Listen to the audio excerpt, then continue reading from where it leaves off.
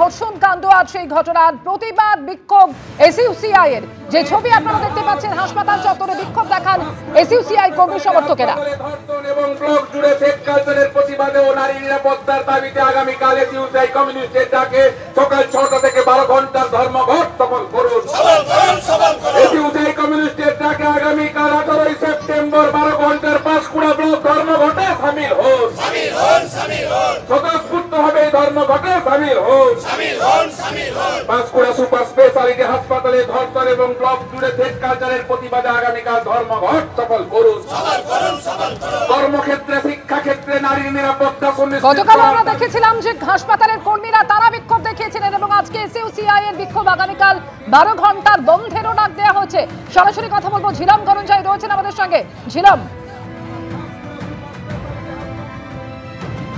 একদমই এই মুহূর্তে আমরা পাঁশকুড়া সুপার স্পেশালিটি হসপিটালের সামনে রয়েছে, আমার সহকর্মী ভগবান শাহ রয়েছে। দেখতে পাচ্ছ এই ঠিক গেটের সামনে তারা বিক্ষোভ দেখাচ্ছেন। গতকাল দিনভর বিক্ষোভ চলেছে এবং আজকেও একের পর এক বিক্ষোভ ডেপুটেশন চলছে। সকালে আমরা দেখেছিলাম বামফ্রন্টের তরফ থেকে ডেপুটেশন দেওয়া হয়েছে, এখন বিক্ষোভ দেখানো হচ্ছে এবং আগামীকাল এসইউসিআই এর পক্ষ থেকে পাঁশকুড়া ব্লক ধর্মঘট ডাকা হয়েছে। আপনারা কী জন্যে এই ধর্মঘট ডেকেছেন? আমরা আমাদের দল এসইউসিআই কমিউনিস্টের পক্ষ থেকে আগামীকাল 12 ঘন্টার যে বন্ধ ডেকেছি, ধর্মঘট ডেকেছি। এই পাঁশকুড়া যে সুপার স্পেশালিস্ট হসপিটালে গত 14ই সেপ্টেম্বর এখানকার যে ফেসিলিটি ম্যানেজার অস্থায়ী কর্মীদের মহিলা কর্মীকে তাকে কাজে ডেকে তার উপরে অকথ্যভাবে অত্যাচার চালায়, ধর্ষণ এবং খুন জখম করার তাকে হুমকি দেওয়া হয়। শুধু তাই নয়, বিগত 2 মাস ধরে এই ঘটনা তিনি ঘটিয়ে চলেছেন। শুধু তাই নয়, আজকে হসপিটালের যে দুর্নীতি, বিভিন্ন দুর্নীতির সঙ্গে তিনি যুক্ত। হসপিটালে বিভিন্নভাবে গাড়ি দিয়ে সেখানে ব্যবসা থেকে শুরু করে, যেমন করে দক্ষিণ 24 পরগনা শাহজাহান যেমন করে এলাকায় দাপট রেখে গরিব মানুষের উপর, সাধারণ মানুষের উপর, দলিত মানুষের উপর বিভিন্নভাবে অত্যাচার। এমনকি এই মহিলারা প্রতিবাদ করতে চেয়েছিল, কিন্তু তাদের উপর অত্যাচার, তাদের কাজ নিয়ে নেওয়া এবং খুন করার হুমকি দেয়। ফলে আজকে সেই মহিলারা আর চেপে থাকতে পারেননি, যার জন্য তারা বিক্ষোভে ফেটে পড়েন।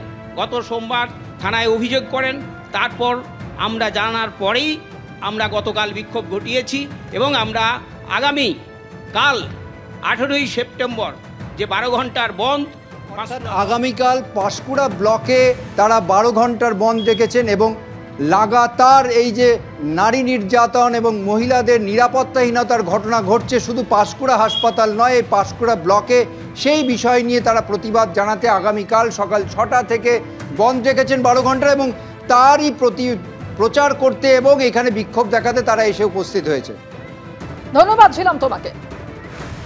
আর এই পাঁশকুড়ার ধর্ষণের ঘটনায় অভিযুক্তের সঙ্গে প্রাক্তন মন্ত্রীর ছেলের ঘনিষ্ঠতার অভিযোগ সামনে এসেছে। যে অভিযোগ করেছে অভয়া মঞ্চ, অর্থাৎ প্রাক্তন মন্ত্রীর ছেলের সঙ্গে ঘনিষ্ঠতার কারণেই যাকে গ্রেফতার করা হয়েছে মূল অভিযুক্ত জাহির, তার এই বারবারন্ত এমনই অভিযোগ করেছে অভয়া মঞ্চ।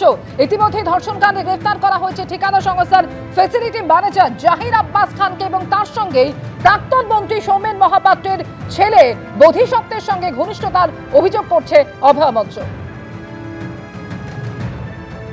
বিগত 2018 সাল থেকে এই অভিযুক্ত জাহির আব্বাস নাকি নাম তার, সে কিন্তু অন্য অনেকের মাথায় হাত নিয়ে, যেখানে ডাক্তার বোধিসত্ত্ব মহাপাত্রর নাম নির্দিষ্টভাবে আসছে, আমি নক্কারজনক যে তিনিও একজন চিকিৎসক, তিনি বোধহয় সম্ভবত মন্ত্রীর পুত্র, তার প্রশ্রয়ে তার মাথায় হাত রেখে থাকায় এই ধরনের ঘটনা দিনের পর দিন ঘটছে এবং তারা বিভিন্ন রকমভাবে এই যে নির্যাতন সহ্য করতে বাধ্য হয়েছেন, কারণ তারা যেহেতু বেশিরভাগ গরিব নিম্নবিত্ত পরিবারের মানুষজন। এর আগে যে কোম্পানি ছিল, কোম্পানি পাল্টেছে, এজেন্সি পাল্টেছে, কিন্তু ওই জাহির আব্বাস পাল্টায়নি। আর এবার আপনাদের শোনাবো তমলুকের বিধায়ক এবং প্রাক্তন মন্ত্রী সৌমেন মহাপাত্র, অর্থাৎ যার ছেলের সঙ্গে জাহিরের এই ঘনিষ্ঠতার অভিযোগ সামনে এসেছে, তিনি কি বলছেন। Super speciality headed by the superintendent and block primary health center headed by BMH. But those incidents occur over there. For that Pavitra Babu and their party, they have come to investigate it. That is under super specialty, not under block primary health center. আমার ছেলে BME ছিল block primary health সেন্টারে। তো তারা কি এই তফাৎটা জানেন না? তারা তো ডাক্তার। আমি ওপেন চ্যালেঞ্জ ছুড়ছি, এরা অভয়াকাণ্ডটা নিয়ে কিচ্ছু করতে পারবে না, চাইছে না। কারণ এদের উদ্দেশ্য হচ্ছে রাজনীতি করা। আসলে পলিটিক্সটা করার জন্য এখানে ওনারা এসছেন। যে অভিযোগ সামনে এসেছে এই নিয়ে হাসপাতালের সুপার কি বলেছেন শুনবো।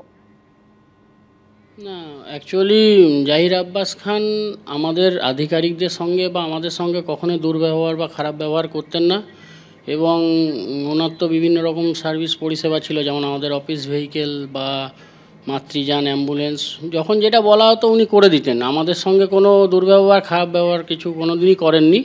কিন্তু এই ঘটনা শোনার পরে তো আমাদেরও একটা দুঃখ লাগছে যে এরকম একটা মানুষের সঙ্গে আমি 2 বছর ছিলাম অ্যাটলিস্ট, বা আমরা ছিলাম, এরকম ঘটনা ঘটাতেন বলে কোনো আমরা টেরও পাইনি, জানতামও না।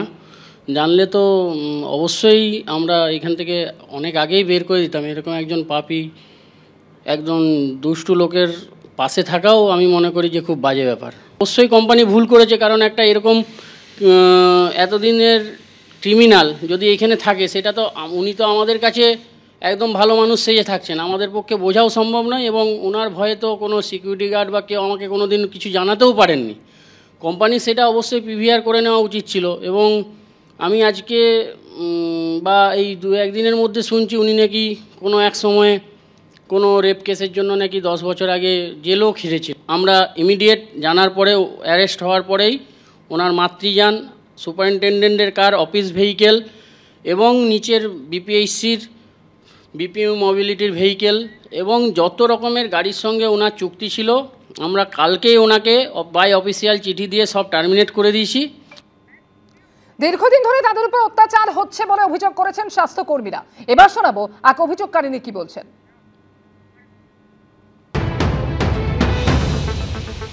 আমাদেরকে খুব টর্চারিং করতো, আমার সাথেও খারাপ আচরণ করেছে, ধর্ষণ, হ্যাঁ ওরকমই করেছিল। ধর্ষণ করেছিল?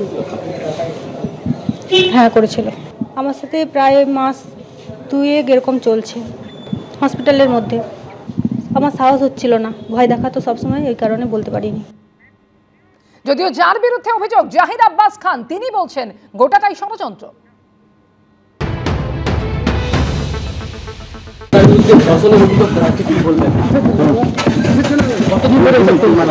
চক্রান্ত করেছে,